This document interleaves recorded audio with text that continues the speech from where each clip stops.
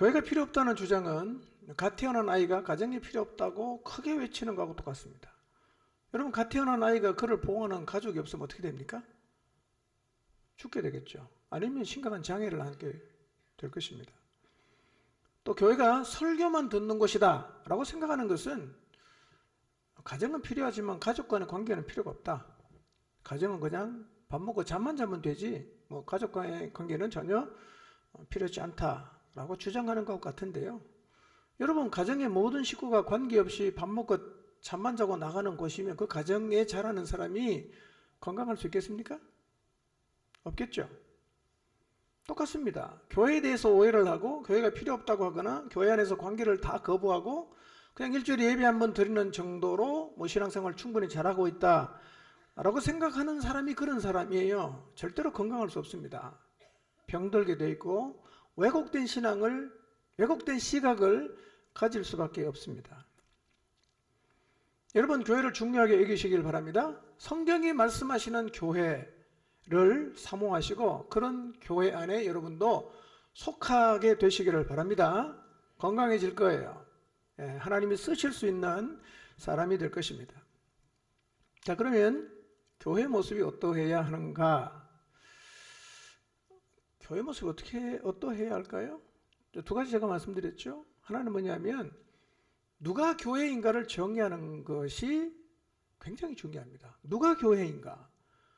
교회 나온다고 또 교회는 아니에요. 교회 나오지만 예수님 안 믿는 사람은 교회가 아니거든요. 누가 교회입니까? 분명한 회심의 흔적이 있는 사람들이 교회입니다.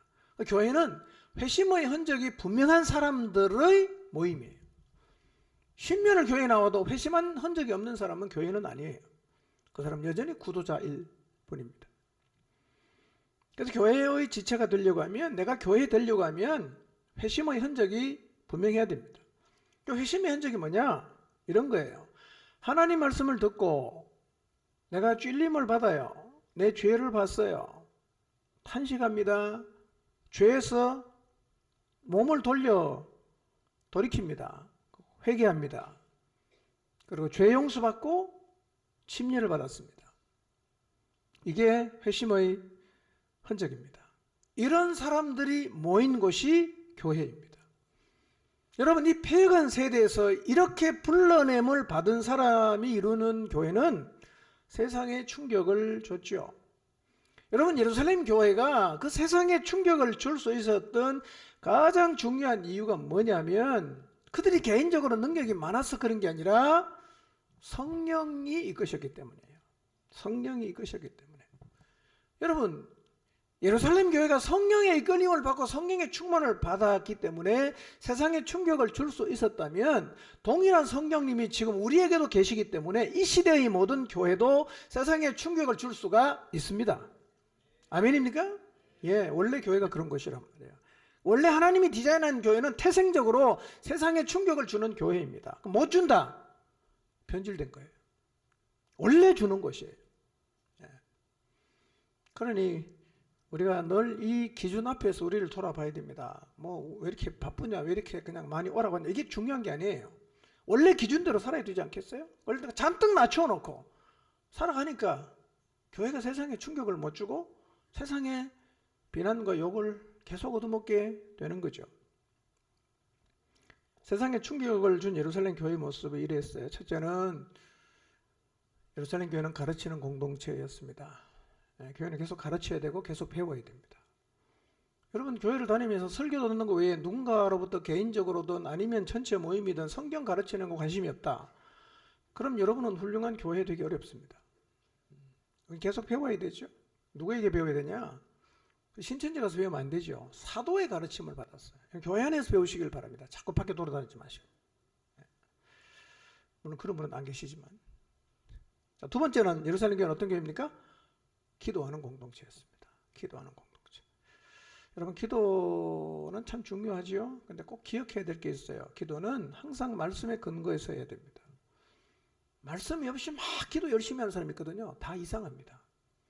성경은 덮어놓고 막 기도만 열심히 하는 사람 보면요, 자꾸 엉뚱한 소리하고 성경에 없는 희한한 얘기를 자꾸 해대고 그 치우치게 되는 거죠.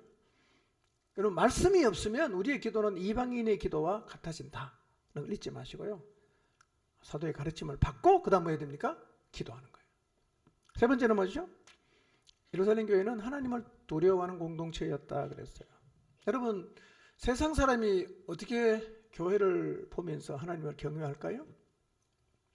그게 어떻게 가능할까요? 교회도 안 나오는데. 여러분, 세상 사람들이 하나님을 두려워하는 공동체가 되려고 하면 이 교회 안에 있는 우리가 먼저 하나님을 경외해야 돼요.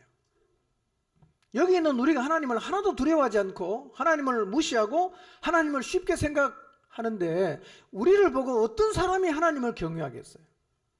세상이 교회를 보면서 하나님을 두려워하게 하려고 하면 이 안에 있는 우리가 먼저 하나님을 두려워해야 됩니다.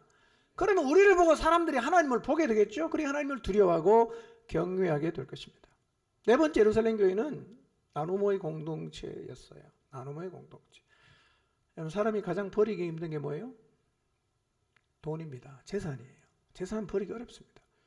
예루살렘 교회는요, 예루살렘에 머물기로 한 디아스포라 유대인들에게 가정을 다 열고 그들과 같이 먹고 마시기 위해서 필요한 재정을 공급하기 위해서 재산도 팔고 다 팔았어요. 그리고 자기들의 소유로 그들을 섬겼어요. 원래 교회는 나눔의 공동체입니다. 다섯 번째, 예루살렘 교회는 큰 모임도 있었지만 작은 모임으로 모이는 공동체였습니다. 여러분, 예루살렘 교회는 성전에서 모였잖아요. 근데 어디서 모입니까? 집에서도 모였어요. 우리도 어떻습니까? 이 교회 본당에서도 모이지만 또 어디서 모입니까? 목장별로 모이죠. 두 개 다 필요하고 둘 다 중요합니다. 근데 이런 사람이 있죠? 나는 작은 모임은 거부합니다. 난 예배만 드리려고 합니다. 나는 작은 모임 안 하고 싶습니다. 난 사람하고 부딪히는 거 싫습니다. 나는 누가 싫어서 나는 그 목장에 안 들어가고 싶습니다. 이런 분들 있죠? 그 사람이 진짜 작은 모임 필요한 사람이에요. 그 사람이 진짜 작은 모임 필요한 사람이에요. 예. 뭐 좀 불편한 사람 있어요. 예. 밥 먹기 싫은 사람 있고요. 말도 섞기 싫은 사람 있고 그렇습니다. 그런 사람이 있어 우리가 변화되죠. 지난주에 저녁에 잠깐 말씀드렸잖아요. 늑대가 사라지면 평안할 줄 아십니까? 늑대가 사라지면 행복할 줄 아십니까? 아니에요. 더 이상해집니다. 늑대가 필요해요. 매기가 필요합니다. 그러니 여러분, 목장 안에서 불편할수록 더 가야 돼요. 왜 불편하냐? 사실은 그 사람보다 내가 문제가 있기 때문에 불편하다는 걸 우린 잘 몰라요. 한참 뒤에 깨닫습니다. 내가 문제였구나. 이렇게 깨닫는 게 은혜인 줄 믿으시기 바랍니다. 작은 모임을 통해서 공동체가 세워집니다. 작은 모임을 거부하지 마시기를 바랍니다. 여러분, 건강한 이 사도행전 교회에는 두 개의 패턴이 무한 반복되죠. 하나는 뭡니까? 회심하는 일이 반복되죠. 또 하나는 교회다운 교회의 모습이 반복됩니다. 그러니까 회심하고 교회가 되고 여기서 교회된 모습이 나타나니까 또 복음 전하니까 또 회심하고 계속 돌아가는 거예요. 무한 반복이에요. 이렇게 두 개의 패턴이 무한 반복이 되면 숫자가 많아도 교회는 건강합니다. 그런데 두 개의 패턴이 멈추면 숫자가 적어도 교회가 건강하지 않아요. 숫자가 많고 적은 게 문제가 아닙니다. 패턴이 돌아가느냐는 거예요. 회심의 흔적이 늘 명확한가? 그리고 다섯 가지, 교회의 모습이 계속 반복되는가? 이게 반복이 되면 교회는 숫자가 많아도 건강합니다. 이게 안 되면 10명 모여도 안 건강해요. 자, 이럴 때 교회는 세상에 징송을 받았어요. 주께서 구원받는 사람을 날마다 더하게 했어요. 이 패턴 돌아가면 구원받는 사람은 더할 수밖에 없어요. 근데 이 사도행전 2장의 패턴을 반복시키는데 결정적인 게 뭐라고요? 성령 충만입니다. 성령 충만. 그래서 교회가 늘 소외하는 자리, 성도인 우리가 늘 소외하는 자리는 성령 충만의 자리입니다. 이거 없이는 우리가 원하는 교회는 절대로 경험할 수 없습니다. 모두가 성령 충만함을 사모하시고 성령 충만한 자리에 서게 되시기를 바랍니다. 자, 오늘은 3장 말씀을 상고하겠습니다. 먼저 설교 제목 읽어보겠습니다. 시작. 다시 한번 좀 크게 읽어볼까요? 시작. 네. 자, 오늘 시간에는 3장 말씀을 통해서 그리스도인에게 꼭 있어야 되는 것, 그다음에 없어도 되는 거, 뭔가를 좀 살펴보겠습니다. 자, 우리는 꼭 있어야 되는 것을 가지고 있을까요? 없어도 되는 것에 대해서 초연함을 보이고 있을까요?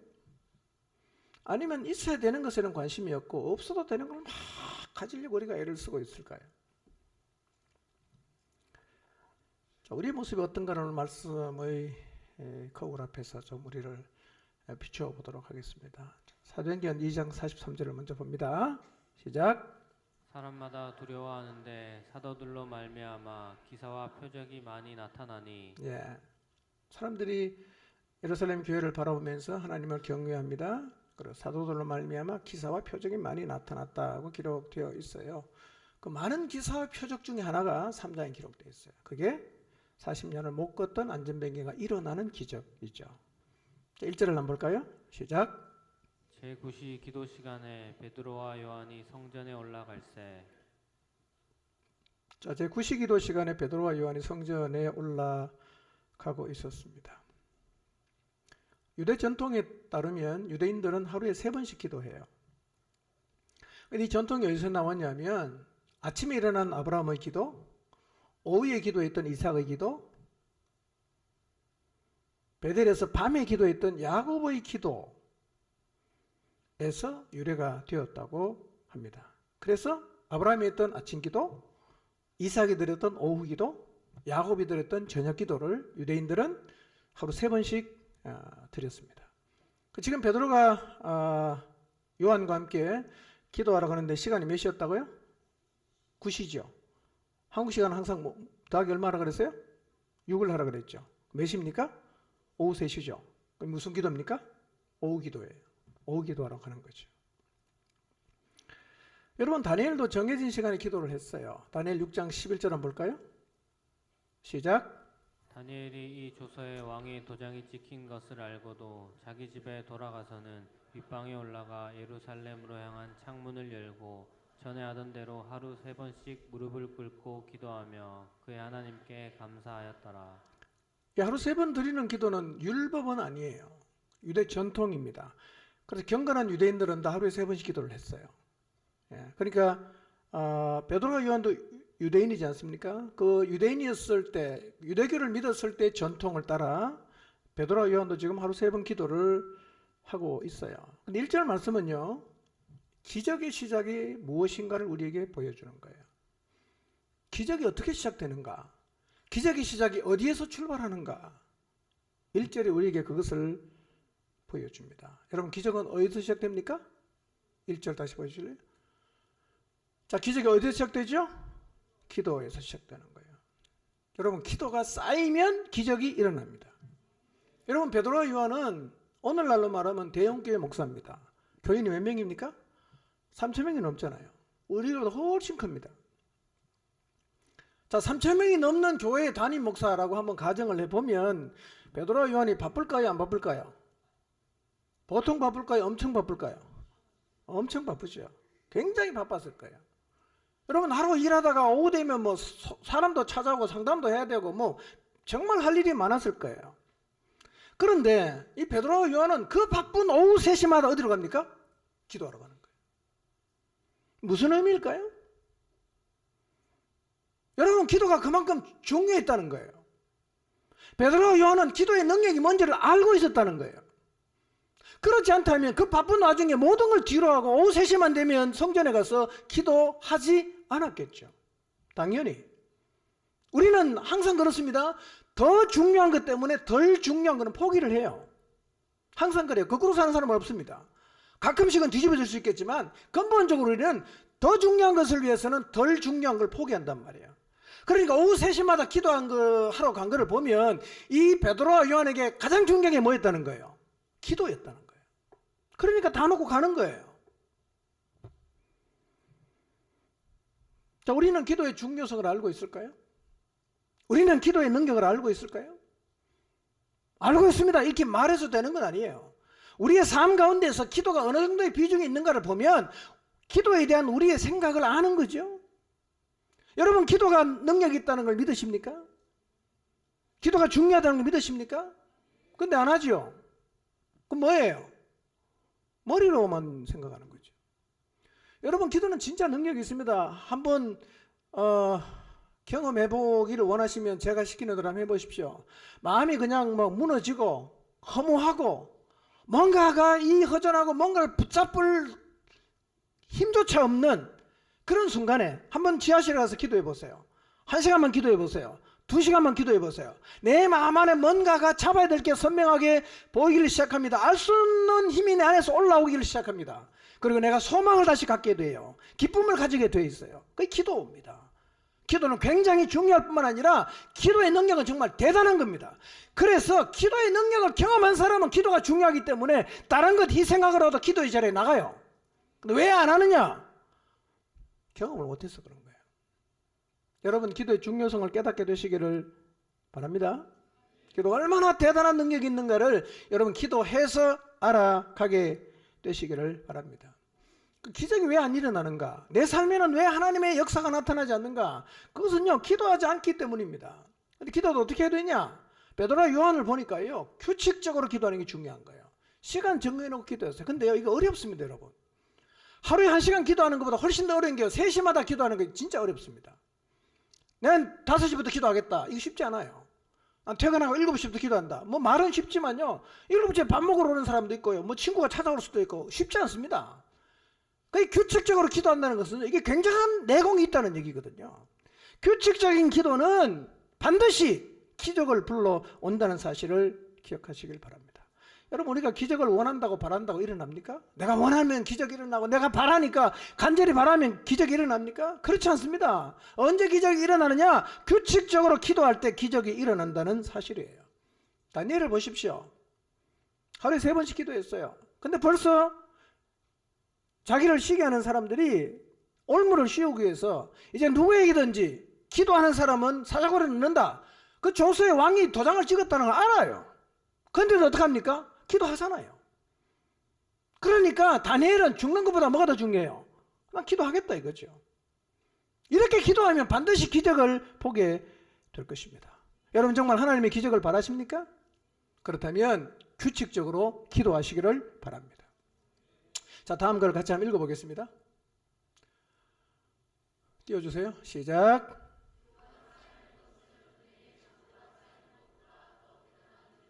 아멘입니까? 기도를 얼마나 쌓아놓고 계십니까? 은행에 잔고가 많습니까? 기도가 더 많이 쌓여 있습니까? 여러분, 기도가 쌓이는 것은요, 은행에 잔고 쌓이는 것보다 훨씬 더 대단한 일이라는 사실을 잊지 마십시오. 규칙적인 기도로 기도를 쌓아가시기를 바랍니다. 그렇게 살면 반드시 하나님의 역사를 경험하게 됩니다. 여러분, 기도할 때 일어나는 모든 사건은 하나님의 역사입니다. 기도할 때 일어나는 모든 사건은 하나님의 기적을 동반한다는 사실을 잊지 마시기를 바랍니다. 누가도 기도를 강조해요. 자, 누가복음 3장 21절 22절 한번 보겠습니다. 시작. 백성이 다 침례를 받을새 예수도 침례를 받으시고 기도하실 때 하늘이 열리며 성령이 비둘기 같은 형체로 그의 위에 강림하시더니 하늘로부터 소리가 나기를 너는 내 사랑하는 아들이라 내가 너를 기뻐하노라 하시니라. 자, 예수님이 침례를 받으시고 뭐 하셨어요? 기도하실 때 뭐가 내려왔어요? 하늘이 열리고 성령이 비둘기 같은 형체로 그의 위에 강림하였다 그랬어요.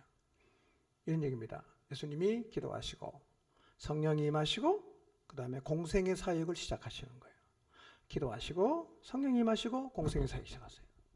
근데 이 패턴은 사도행전도 똑같아요. 사도행전 1장을 보면 제자들은 전혀 기도에 힘썼습니다. 그러다 2장에 성령이 임하지요. 그리고 2장부터 뭐가 시작되죠? 사역이 시작된단 말이에요. 우리도 똑같습니다. 사역이 어떻게 출발하냐? 기도로 출발하는 겁니다. 그 다음에 성령의 임재하심과 그 다음에 사역으로 나가는 거죠. 모든 것의 출발이 뭐라는 말입니까? 기도라는 말이에요. 모든 것의 출발은 기도예요. 기도를 빼고 회의하고 가면 안 돼요. 기도하고 가야 되는 거예요. 여러분, 이렇게 기도가 규칙적 일상이 되면 기적을 봅니다. 반대로 기도가 죽으면, 기도가 사라지면 우리의 믿음이 죽어요. 교회도 죽습니다. 기도실이 텅텅 빈 교회는 이미 죽은 교회입니다. 여러분의 목장에 기도하는 사람이 없다면 이미 죽었어요. 이미 죽었습니다. 시간을 정해서 규칙적으로 기도하시기를 축복합니다. 엄청난 하나님의 은혜와 복을 여러분이 경험하게 될 것입니다. 2절을 봅니다. 시작. 나면서 못 걷게 된 이를 사람들이 메고 오니 이는 성전에 들어가는 사람들에게 구걸하기 위하여 날마다 미문이라는 성전문에 두는 자라. 예, 이 성전문에 있는 사람은 장애인인데요. 나면서 못 걷게 된 사람이에요. 문자를 직역하면 이런 뜻입니다. 그의 어머니 태에서부터 안전뱅이였던 사람 하나, 그런 뜻입니다. 태중에서부터 못 걸었어요. 사람들은 날마다 이 사람을 이제 메고 와서 성전문 앞에, 미문 앞에 내려두고 갔다가 저녁이 되면 또 싣고 가서 집에 데려다 주고 아침 되면 또 들고 나와서 또 갖다 놓고, 이걸 계속 이제 반복하는 거예요. 반복하는 거죠. 그 앉아 있던 문은 어떤 문입니까? 성전에 문이 여러 개 있는데 미문입니다.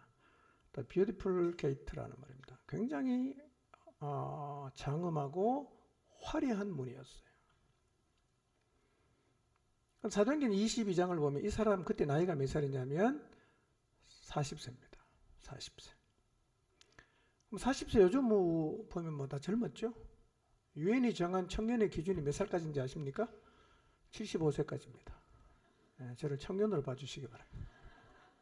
75세까지 청년이에요. 근데 당시 수명을 보면 40세는 노인입니다. 노인입니다. 지금도 인도나 아프리카에 가면 수명이 굉장히 짧아요. 40, 50이면 다 죽습니다. 우리도 옛날에 뭐 일찍 죽으니까 환갑되면 잔치하잖아. 무슨 의미입니까?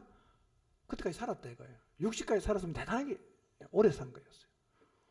지금은 많이 길어졌지만요. 자, 그러면 이 사람은 어머니 태에서부터 못 걸었잖아요. 먹고 살 일이 막막하잖아. 돈 벌 수는 없어요. 구걸이 어쩌면 이 사람이 살 수 있는 유일한 길이었을 수 있어요. 언제부터 성전 미문을 갖다 놨을까? 알 수 없어요. 10살 때부터 갖다 놨다고 가정을 하면 몇 년째 교가 있는 거예요? 30년째가 있어요. 30년째. 그러니까 이 사람은 예루살렘에서 굉장히 유명한 사람이었을 거예요. 성전에 기도한 사람은 다 봤던 사람이에요. 유명한 사람. 근데 이 사람이 미문에서 구걸한 이유가 뭘까요? 우선은 거기는 사람들이 많이 다니는 소위 말하는 목이 좋은 곳이야. 일단 뭐 구걸에도 사람이 많이 왔다 갔다 해야 한 푼이라도 더 구걸 받지 않겠습니까? 그리고 유대인들은 남을 구제하는 일을 굉장히 큰 덕목으로 생각하기 때문에 비유대인들보다는 구제를 좀 더 많이 하니까 성전 문 앞에 앉아 있는 것입니다. 저도 어릴 때 시장에서요, 그 하체를 못 쓰는 분이 이 팔에 이렇게 가죽을 붙이고 이 굴러가는 그 위에다가 앰프를 놓고 가는데요, 항상 찬양을 틀어요. 그 상황에서 들리는 이 찬양의 소리를 들으면 참 마음이 묘했어요. 왜 꼭 저 자리에서 찬양을 틀어놓을까? 예. 아무래도 뭐 교회 다니는 사람이 구제를 좀 잘하니까 뭐 자극하기 위해서 뭐 그랬을 것 같긴 한데요. 예. 아무튼 이 성전 미문 앞에 있던 그 거리는 굉장히 유명한 사람이었어요. 3절 4절 보겠습니다. 시작. 그가 베드로와 요한이 성전에 들어가려 함을 보고 베드로가 요한과 더불어 주목하여 이르되 우리를 보라 하니. 자, 여러분, 우리는 뭐 이미 일어난 일을 돌아보는 거니까 이 사람의 미래가 어떻게 될 걸 다 알고 있어요. 근데요, 6절 7절에 가보면 이 사람이 일어나죠. 그렇죠? 그런데 이 성전 미문에 앉아있던 거리는 이 베드로와 요한이 지금 성전에 들어갈 때 구걸을 하는데 10살 때부터 와 있으면 몇 년째라고요? 30년 하고 있잖아. 근데 이 사람은요, 이제 자기가 앉아있던 자리에서 일어나서 새로운 삶을 살 수 있다는 생각을 이제는 아예 안 합니다. 아예 안 합니다. 날마다 성전 문 앞에 와 있어요. 그 안에 들어가면 하나님이 계시죠. 근데 이 사람은 구걸하는 것 외에는 어떤 기대나 꿈도 가져본 적이 없어요. 그 소망이 뭘까요? 이 거린이 갖고 있던 최고의 소망, 가장 큰 소망, 대박이다 라고 생각하는 게 뭘까요? 어느 날 자비로운 사람 만나서 그냥 뭉칫돈을 적선받는 것. 그의 삶의 기쁨과 절망은 모두 어디에 달려있냐? 구걸의 많고 적음에 달려 있게 됐어요. 어떤 변화도 기대하지 않고 있습니다. 여러분, 복음서를 보시면 예수님 당시에 불치병을 앓았던 많은 병자는 간절한 마음으로 간절한 소망을 가지고 예수님께 나갔어요. 다 고침을 받았어요. 여러분, 예수님 당시에 12해를 혈루증을 앓던 여인 이야기를 아시죠? 12년 동안 하혈을 했던 여인입니다. 어느 날 예수님이 지나간다는 소식을 들었습니다. 많은 군중이 몰려다닙니다. 근데 이 여자가 어떻게 합니까? 군중 사이를 비집고 가는 거예요. 좀 비켜주세요, 비켜주세요. 그리고 뚫고 들어가서 기어코 예수님 몸에 손을 댔어요. 어떻게 그렇게 죽을 힘을 다해 갔을까요? 내가 예수님 효과에 손만 대도 나을 거다. 이런 간절함이 있었단 말이에요. 그런 고침을 받았어요. 귀신 들린 아이를 둔 가난한 여인은요, 예수님에 가서 이렇게 말해요. 주 다윗의 자손이여 나를 불쌍히 여겨 주십시오. 내 딸이 지금 흉악한 귀신에 들렸습니다 라고 호소함으로 예수님께 나갔어요. 주님은 그 딸의 귀신을 쫓아내 주셨어요. 한 맹인은 예수님이 지나가니까 다윗의 자손이여 나를 불쌍히 여겨 주십시오 막 소리 질렀습니다. 주변 사람들이 꾸짖습니다. 조용히 하라고, 시끄럽다. 막 그냥 꾸짖었어요. 근데 소경이 어떻게 합니까? 더 크게 소리 지르는 거예요. 다윗의 자손이여 나를 불쌍히 여겨 주십시오. 정말 절박한 마음으로 간절함으로 예수님께 나갔고 그는 눈을 떴습니다. 근데 지금요, 이 거린에게는 그런 마음이 없어요. 아무런 기대가 없어요. 뭐만 봅니까? 구걸을만 생각하는 거예요. 여러분, 어쩌면 이것이 오늘 우리의 모습일 수가 있어요. 우리가 늘 교회 나와 하나님께 예배를 드리지만 하나님을 향해서 아무런 기대와 소망이 없을 수가 있어요. 기계적으로 교회를 왔다 갔다 해요. 그러면서 직장 잘 다니고 별일 없이 건강하며 살면 되지 뭐. 그래서 일이 좀 잘 풀리면 막 감사하고 일이 좀 안 풀리면 힘들어하고 하나님 원망하고 그러면서 살아가고 있을 수 있다는 거예요. 오늘 여러분 주님 앞에 예배를 나오면서 하나님을 향한 기대, 하나님을 향한 간절한 소망을 품고 주님을 부르고 계십니까? 아니면 그냥 아무 생각 없이 그냥 예배드리고 가고 또 예배드리고 가고 그런 기계적인 신앙생활을 반복하고 계십니까? 여러분, 이 거린은요, 나도 일어설 수 있다, 나도 새 삶을 살 수 있다, 소망이 없어요. 모든 걸 체념합니다. 그냥 사람들이 미문 옮겨주면 앉아서 구걸하다가 또 데리고 가면 집에 가 자고 그런 삶만 계속 반복하고 있어요. 그러니까 베드로 요한이 지나가니까 구걸합니다. 쳐다보지도 않아요. 어떤 마음일까요? 뭐 별일이 있겠는가? 돈이나 한 번 주고 가세요. 그런 심정입니다. 기껏 해봐야 동전 하나 던지고 갈 건데 무슨 기대가 있고 무슨 가슴 뛸 일이 있다고 내가 그 사람을 쳐다보겠는가? 쳐다도 안 보지요. 오늘 여러분, 우리가 하나님 앞에 나와서 예배드리고 신앙생활을 하지만 우리도 하나님을 향해서 이렇게 아무런 기대가 없는 모습으로 지금 살아가고 있을 수 있어요. 매주 교회는 나와요. 꼬박꼬박. 소망 없습니다. 기대도 없습니다. 기계적으로 왔다 갔다 하는 거예요. 이게 뭘까요? 죽은 겁니다. 이게 죽은 신앙생활이에요. 여러분, 살아있는 신앙생활이 뭘까요? 하나님 때문에, 하나님의 말씀 때문에, 하나님이 주신 약속 때문에 가슴이 뛰어야 됩니다. 마음에 소망이 있어야 돼요. 막 기쁨이 샘솟듯이 솟아나야 합니다. 달려갈 표대가 있어야 됩니다. 인생을 걸 만한 목표가 있어야 돼요. 이게 신앙생활이란 말이에요. 여러분 모습이 지금 어떻습니까? 그런 기대와 소망, 그리고 그렇게 살 수 있도록 하나님께서 나에게 소망과 삶의 표대를 달라고 매달려 기도하면 사시나요? 그냥 아무 생각 없이 그냥 오늘 뭐 교회 나와서 은혜 받았다, 그게 끝입니까? 여러분, 베드로와 요한이 이 거린을 처음 본 건 아니에요. 30년 앉아 있으면 베드로가 성전에 기도할 때마다 받지 않았겠어요? 근데 이날은 베드로와 요한이 그를 주목해요. 주목합니다. 하나님의 때가 찾아온 거죠. 카이로스가 찾아왔다는 거예요. 하나님의 때가 찾아왔어요. 규칙적으로 기도하러 가던 베드로와 요한에게 성령이 감동하셨을 거예요.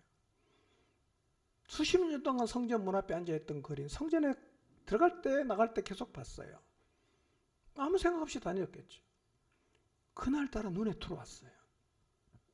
그날따라 눈에 들어왔어요. 여러분, 규칙적으로 기도하며 성령의 이끌림 받는 사람에게는요, 성령께서 보게 하시는 사람이 있어요.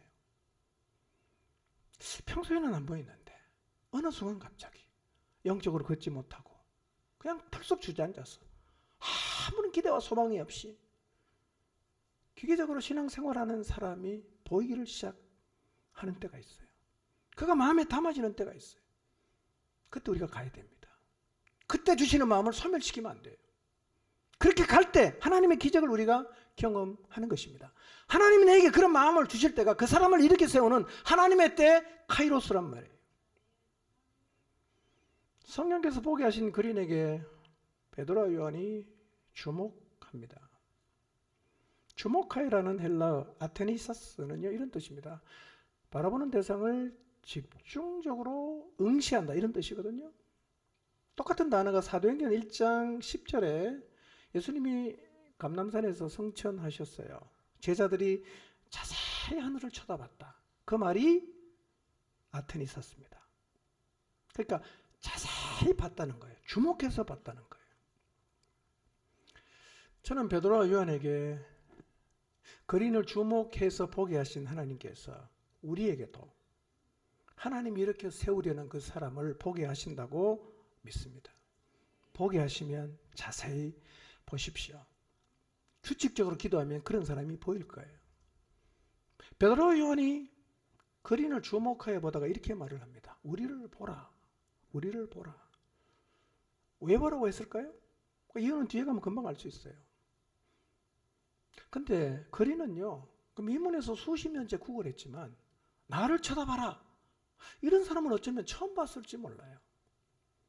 여러분, 길을 가다 보면 구걸하는 사람 많지 않습니까? 해외여행 가도 그냥 뭐 통화를 갖다 놓고 기타 치면서 이제 모자 갖다 놓고 막 구걸은 아니지만 그런 사람 많거든요. 우리는 구걸하는 사람을 볼 때 눈을 마주치려고 애를 씁니까? 안 마주치려고 애를 씁니까? 마주치면 뜨끔하니까 안 마주치려고 애를 쓰지 않습니까? 근데 베드로는 지금 뭐라고 말합니까? 우리를 보라는 거예요. 우리를 봐라. 왜 그럴까요? 자, 5절을 한번 보겠습니다. 시작. 그가 그들에게서 무엇을 얻을까 하여 바라보고는 야, 오늘 대박 치겠다. 다 그냥 지나가는데 우리를 보라고 말하니까 이 사람 뭔가 좀 큰 거 주려나 보다. 그래서 잔뜩 기대하는 마음으로 베드로와 요한을 바라봐요. 이 사람은 뭘 기다리고 있죠? 돈을 기다리고 있어요. 돈 다 필요한 겁니다. 네, 뭐 부자가 죄인도 아니고요. 그 돈의 의미는 뭘까요? 돈이라는 게 우리에게 어떤 의미가 있을까요? 누가는요, 이 돈에 대한 의미를 여러 비유를 통해서 우리에게 읽어주는데요. 자, 누가복음 16장을 보면 부자와 나사로의 비유가 있어요. 부자는 엄청난 부자였죠. 나사로는 그 집 문간에서 구걸하던 거지였습니다. 뭐 거지와 나사로와 부자는요, 사실은 뭐지 이게? 갑자기 단어가 생각 안 나네. 하여튼 만날 수가 없어요. 급이 너무 달라요. 급이 너무 달라요. 눈도 마주칠 수 없는 엄청난 어떤 격차가 있어요. 자, 그런데 극적인 반전이 일어나죠. 언제요? 죽음의 강을 딱 건너니까 완전히 반전이 됐어요. 누가복음 16장은 우리에게요, 돈의 의미가 뭔가를 얘기해 주는 거죠. 죽음 후에는 돈의 의미가 없다는 거예요. 죽음의 강을 건너면 돈은 아무것도 아니라는 거예요. 그렇게 죽기를 각오하고 돈을 끌어고 모아봐도 죽음의 강을 딱 건너면 돈은 아무것도 아니에요. 그러니까 돈은 인생 걸고 잡을 게 아니라는 얘기입니다. 누가복음 12장을 보면 어리석은 부자 얘기 나오죠. 어떤 부자가 농사를 지었는데 얼마나 그냥 풍년이 왔는지요. 그 소출을 거둬서 둘 수 있는 창고가 적어요. 고민을 합니다. 어떻게 할까? 결정합니다. 이 곡간 헐고 새로 짓겠다. 크게 곡간을 지어놓고 거기다가 곡식과 물건을 그냥 꽉 쌓아놓고 자기 영혼에게 스스로 이렇게 말하는 거예요. 내 영혼아, 여러 해 설 물건을 많이 쌓아두었으니 이제 마음 놓고 먹고 마시고 즐겨라 라고 자기에게 얘기하는 거예요. 이때 하늘에서 소리가 들려요. 하나님이, 이 어리석은 부자야, 오늘 밤에 내가 네 영혼을 도로 찾으면 네가 쌓아놓은 이게 누구게 되겠냐 라고 얘기를 하셨다는 거예요. 돈을 쌓는 거 어리석다는 거죠. 돈을 쌓는 거 어리석다는 거죠. 누가복음 19장에 보면 삭개오 비유가 나오죠. 세리장이었던 삭개오 돈 많이 벌었어요. 돈은 많이 모았는데 이 삭개오의 마음에는 평안이 없어요. 기쁨도 없어요. 만족도 없는 거예요. 고민을 합니다. 그러다 누구 만납니까? 예수님 만나요. 돈 다 버립니다. 그리고 그는 새로운 삶을 살았어요. 돈보다 중요한 게 있다는 거예요. 누굽니까? 하나님 만나는 게 훨씬 더 중요하다는 거죠. 사도행전 5장을 보면 아나니아 삽비라가 돈에 대한 욕심 때문에 헌금은 하고 죽었어요. 돈에 대한 욕심 때문에 명예는 얻고 싶은데 다 바치기는 힘드니 싫어요. 그래서 일부만 바치고 거짓말했다가 죽었다는 거죠. 8장에 보면 마술사 시몬도 돈으로 은사를 살려고 하다가 베드로에게 저주에 가까운 책망을 받아요. 다 돈과 관련된 얘기죠. 바울이 가이사랴 감옥에 있을 때 벨릭스 총독 부부가 있었어요. 아내가 드루실라입니다. 유대 여자죠. 이 사람은 아내의 영향을 받아서 그런지 몰라도 복음에 관심이 있는 거예요. 그럼 베드로를 불러요. 바울을 부릅니다. 그럼 바울이 가서 복음을 계속 설명해 줘요. 근데 이 벨릭스는요, 복음도 듣고 싶지만 뭘 원하죠? 내심? 뇌물을 원했단 말이에요. 뇌물을 원했어요. 이게 우리의 모습이에요. 우리 모두가 다 이 땅에 살면서 돈에 대해 욕망을 품고 있지만 여러분, 돈은 인생의 목적이 될 수가 없어요. 돈은 우리 인생의 해결책이 될 수도 없습니다. 그러니까 돈을 인생의 목적으로 삼는 것은 다 어리석다는 거예요. 어리석다는 거예요. 돈만 바라보고 사는 인생은 어리석다는 거죠. 자, 6절을 한번 볼까요? 시작. 베드로가 이르되 은과 금은 내게 없거니와 내게 있는 이것을 내게 주노니 나사렛 예수 그리스도의 이름으로 일어나 걸으라 하고. 베드로는 자기를 쳐다보는 거리를 향해서 이렇게 말합니다. 우리를 보라. 얼마나 기대가 가득하겠어요. 오늘은 좀 벌겠구나. 오늘은 어제보다 낫겠다. 이런 기대를 가지고 쳐다봤어요. 베드로가 처음 하는 얘기가 뭡니까? 은과 금은 내게 없다. 김이 확 새는 소리입니다. 아니, 내가 구걸한다고 나를 놀리는 거냐? 나는 돈 없는 사람 필요 없습니다. 돈도 없는데 왜 쳐다보러 가십니까? 뭐 그렇게 이 거린이 얘기했을 수 있어요. 여러분, 위에서 보았던 것처럼요, 우리 인생의 전환은 돈으로 안 돼요. 성공한다고 인생이 변하지 않습니다. 내가 원하는 일을 이루었다고 인생이 변하는 것도 아닙니다. 우리는 생각하죠. 돈을 많이 벌면 내 인생이 새로워질 거다. 내가 큰 성공을 거두면 내 인생이 새로워질 거다. 내가 원하는 일을 이루고 나면 인생이 새로워질 거다. 근데 그렇지 않습니다. 우리 인생을 변화시킬 힘은 내 안에는 없어요. 밖으로부터 와야 된단 말이에요. 그 진정한 인생의 전환점은 돈으로 되는 게 아니라 예수님을 만나야 된단 말이에요. 베드로가 이렇게 말해요. 내게 있는 것을 내게 준다. 나사렛 예수 그리스도의 이름으로 일어나 걸어라. 이렇게 말을 했어요. 여러분, 어쩌면 나사렛 예수 그리스도 이름은 그가 원하는 답이 아닐 수가 있어요. 오늘날 교회를 다니는 사람도요, 예수님의 이름을 주면 그건 내가 원하는 답이 아니라고 생각해요.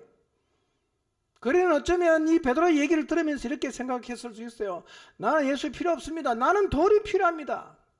그처럼 오늘 우리도 교회를 다니고 있지만 예수님이 아니라 저 돈 필요해요. 성진이 필요합니다. 결혼이 필요합니다. 난 집이 필요해요. 나는 관계가 필요해요. 예수님 말고 그것 좀 주세요. 라고 우리는 주님에게 지금 기도하고 있을 수 있습니다. 여러분, 기억하십시오.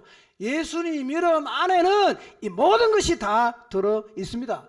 예수님의 이름은 우리 인생을 완전히 새롭게 할 수 있고, 우리를 이렇게 세울 수 있고, 우리를 건강한 자리에 서게 할 수 있는 능력이 있다는 사실을 믿으시길 바랍니다. 여러분, 놀라운 것은요, 베드로에게는 이 능력의 이름 예수가 있었다는 거예요. 여러분, 나에게 있는 것은 줄 수 있어요. 뭐 내가 돈이 있으면 돈 줄 수 있고요. 옷이 많으면 옷 줄 수도 있고요. 뭐 내가 어떤 그 권력이 있으면 그건 나눠줄 수 있어요. 없으면 줄 수 있습니까? 없죠. 없으면 못 줘요. 여러분 40년 병자를 일으켜 세우는 능력의 이름 예수, 베드로에게는 있었어요. 나는 지금 이 능력의 이름 예수를 갖고 있을까요? 내 안에는 사람의 인생을 새롭게 할 수 있는 능력의 이름인 예수 그리스도가 있을까요? 있으면 줄 수 있습니다. 없으면 못 줘요. 우리는 이렇게 생각할 수 있어요. 나 교회 다닙니다. 나 예수님 믿어요. 나 당연히 예수님 갖고 있습니다. 틀린 대답입니다. 예수님은 우리 속에 가둬 놓을 수 있는 분이 아니에요. 교회를 다닌다고 여러분 안에 능력이 이름 예수님이 반드시 계시지 않을 수가 있습니다. 여러분 예수님 믿어도 그분이 여러분의 삶의 능력으로 작용하지 않을 수가 있습니다. 우리는 예수님 이름을 갖고 있다고 생각합니다. 그러니까 예수님을 줄 수 있다고 생각해요. 그러나 실상 우리가 뭘 주려고 하냐?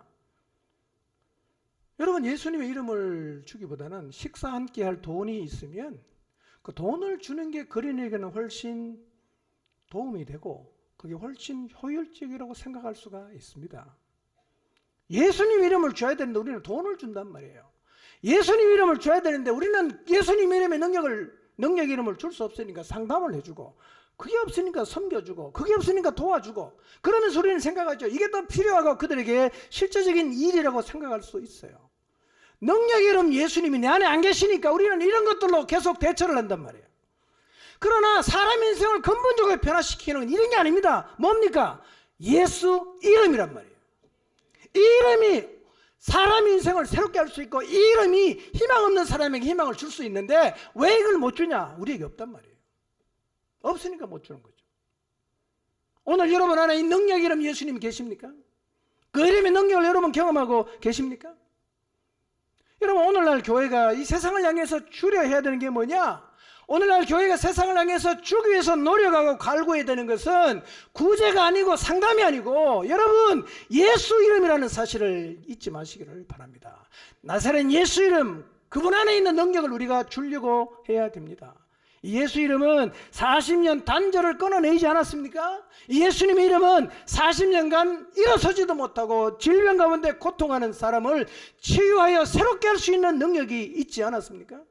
절망에 빠진 사람 무엇으로 이렇게 세울 수 있습니까? 예수님의 이름이에요. 여러분 예수님 이름 갖고 계십니까?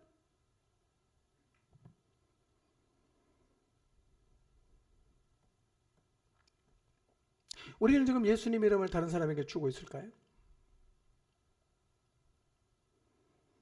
주려면 내가 먼저 가져야 돼요. 내 안에 먼저 계셔야 합니다. 예수님 이름이 여러분 안에 있습니까?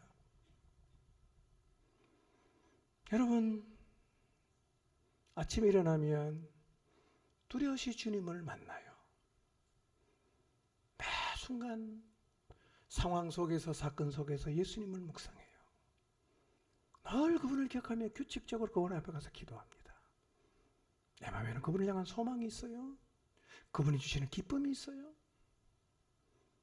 이러하다면 내 안에 예수님의 이름이 있어요. 나는 예수님을 나눠줄 수 있습니다.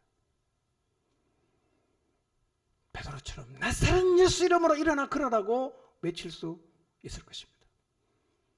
그러나 입을 열려면 늘 예수님을 말하지만 예수님이 내 삶에서 뚜렷하지 않고 일상에서 그분을 한 번도 쳐다보지 않고 살아가고 있다면 나는 믿는다고 해도 내 안에 예수님 이름을 갖고 있지 않습니다. 갖고 있지 않는 사람은 줄 수가 없어요. 줄 수가 없어요. 교회가 뭘 줘야 됩니까? 예수님의 이름이에요. 돈이 아니에요. 예수님 이름을 줘야 돼요. 한 사람의 인생을 완전히 변화시킬 수 있는 능력이 예수님 이름 안에 있지 않습니까? 근데 여러분 우리가 예수님 이름을 갖고 있지 않다면 다른 사람에게 이 능력이 예수님을 전해줄 수 없을 뿐만 아니라 우리도 안전뱅이로 살고 있을 수 있습니다. 이 40년을 걷지 못하는 사람을 향해서 베드로가 나사렛 예수 이름으로 명한다, 일어나 걸어라 라고 하신 이 베드로 외침을 어쩌면 오늘 우리가 들어야 할 수가 있어요. 우리가 들어야 할 수 있습니다. 여러분, 우울한 삶을 살고 계십니까? 의미 없는 삶을 살고 계십니까? 아무런 소망이 없는 삶을 살고 계십니까? 모든 걸 천년만처럼 살고 계십니까? 여러분은 예수님 이름이 필요해요. 이 예수님 이름을 다시 붙잡으시기를 바랍니다. 주님을 붙잡으면, 그 주님의 능력을 경험하면 우리 인생은 새로워질 수 있어요. 어떻게 우리가 주님을 붙잡을 수 있을까요? 베드로가 이렇게 말하죠. 우리를 봐라. 우리를 봐라. 여러분, 고개를 들어 주님을 바라보십시오.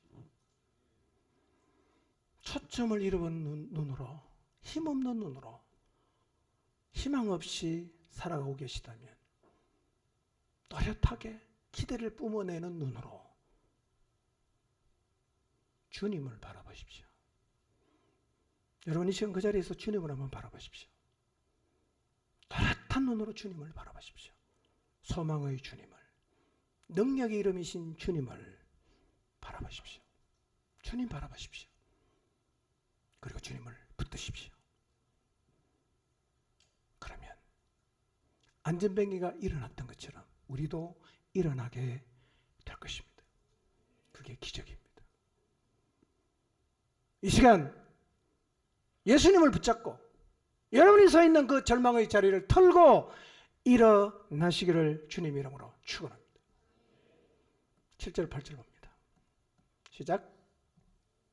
오른손을 잡아 일으키니 발과 발목이 곧 힘을 얻고 뛰어서서 걸으며 그들과 함께 성전으로 들어가면서 걷기도 하고 뛰기도 하며 하나님을 찬송하니. 베드로가 오른손을 잡아 일으킵니다. 여러분, 또렷한 눈으로 주님을 바라보시고 주님을 붙드십시오. 그러면 주님이 여러분을 이렇게 세워 주실 것입니다. 사실은 이 베드로의 믿음이 대단한 거죠. 여러분, 일어나라고 했는데 안 일어나면 어떡합니까? 일어나라고 했는데 그냥 번쩍 들다가 다시 뒤로 넘어졌어요. 일어날 기미가 안 보입니다. 어떻게 하면 되죠? 사실은 베드로가 거기서 손잡고 주목하라고 하고 잡고 이렇게 세운다는 것은요, 예, 그의 안에 하나님에 대한 확실한 믿음이 있었다는 거죠. 베드로가 손을 잡았어요. 일으켰어요. 어떤 일이 일어납니까? 발과 발목이 힘을 얻었어요. 여러분, 일어서지 못하는 사람을 일으키는 힘이, 이 기적의 힘이 예수 이름에 있다는 사실을 믿으시길 바랍니다. 여러분, 놀라운 사실은 우리 안에 예수님이 계시잖아요. 우리 안에 성령님이 계시잖아요. 이 말은 뒤집으면 우리가 얼마나 대단한 삶을 살 수 있는 사람인가를 보여주는 겁니다. 예수 이름의 능력을 잃어버려서 우리가 지금 이렇게 살지만 그 이름의 능력을 다시 되찾을 수 있다면 우리의 삶은 굉장히 놀라워질 것입니다. 여러분, 한 달 깁스에도 풀면 못 걷습니다. 재활운동 해야 돼요. 40년을 한 번도 못 일어섰어요. 벌떡 일어났어요. 기적 아닙니까? 수백 시간 상담해도 못 일어나는 사람, 예수 이름의 능력 경험하면 그 자리에 일어나게 될 줄로 믿습니다. 오늘 영적인 힘이 없어서 못 일어서고 계십니까? 힘을 내야 되는데 힘이 안 나십니까? 주님을 붙드십시오. 주님을 바라보십시오. 주님의 손을 잡으십시오. 그러면 여러분에게 알 수 없는 그 힘이 여러분에게 주어져서 주저앉아 있는 자에서 벌떡 일어나게 되는 은혜를 경험하게 될 것입니다. 발과 발목이 힘을 얻는 은혜, 절망을 딛고 힘을 얻는 은혜, 허무와 무의미를 극복할 수 있는 하나님이 주시는 힘을 입게 되시기를 바랍니다. 9절 10절 봅니다. 시작. 모든 백성이 그 걷는 것과 하나님을 찬송함을 보고 그가 본래 성전 미문에 앉아 구걸하던 사람인 줄 알고 그에게 일어난 일로 인하여 심히 놀랍게 여기며 놀라니라. 여러분, 예수 이름의 능력을 경험하면 이렇게 되는 거예요. 일어나서 걷기도 하고 뛰기도 하고 기뻐하고 하나님을 찬송하게 돼요. 우리의 삶의 모습 이러해야 합니다. 예수님이 있는데, 내 안에 예수님이 계시는데 세상 다 사는 사람처럼 다 포기하고 체념하고 아무런 희망도 없고 아무런 기대도 없고 그냥 불쑥 주저앉아서 기계적으로 그냥 주일날만 왔다 갔다 하는 신앙생활을 하고 있다면 여러분, 그렇게 살지 않을 수 있는 능력이 예수님에게 있습니다. 예수님 붙잡고 일어나십시오. 기쁨을 회복하십시오. 감격이 살아나게 하십시오. 하나님을 향한 찬송이 여러분의 삶 가운데서 다시 드려지게 하십시오. 나사렛 예수 이름으로 절망과 포기와 체념의 자리에서 일어나시기를 바랍니다. 예수 이름의 능력이 나타나면 세상이 충격을 받아요. 여러분, 예루살렘에 살고 있는 사람은 지금 보고 있어요. 저 친구 안전뱅인데? 저 친구 미문에 구걸하던 사람인데 다 알아요. 유명인사니까 많이 봤으니까요. 근데 이 사람이 그냥 막 걷고 뛰고 기뻐하고 하나님을 막 찬송한단 말이에요.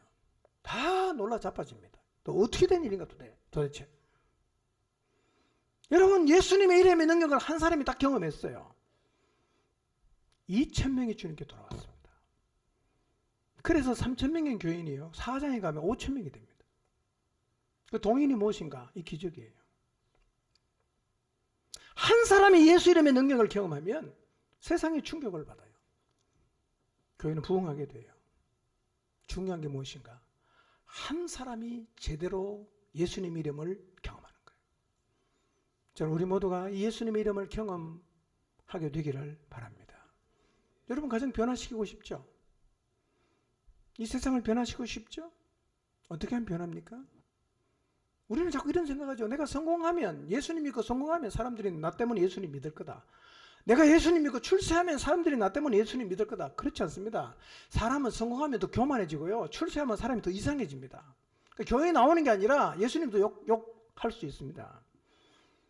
이런 것들은 사람을 변화시키지 않아요. 가정을 변화시킨다, 세상을 변화시킨다. 어떻게 하면 되죠? 내가 변하면 돼요.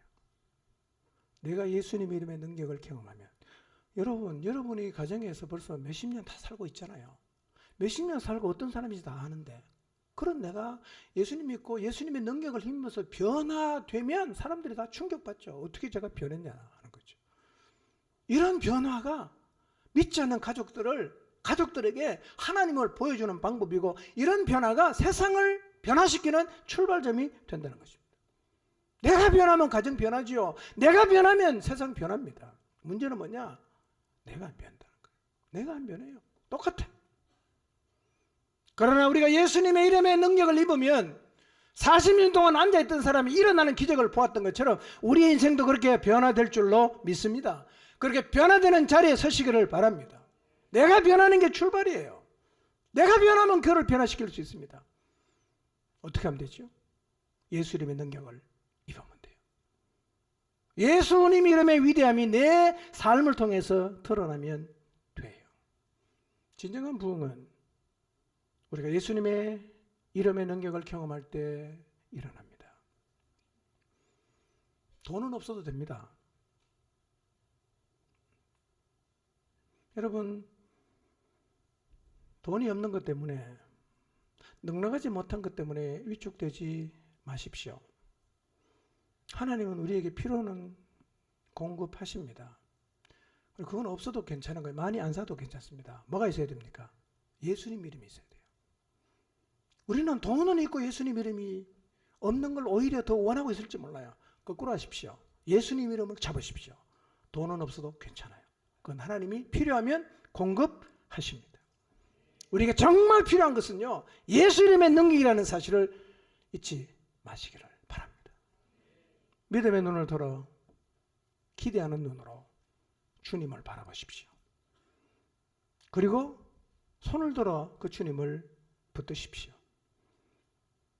그리고 그 주님이 일으키시는 기적을 경험하시고 일어나서 기뻐하고 찬송하며 이 능력의 예수 그리스도 그 이름을 나누는 삶을 살아가게 되시기를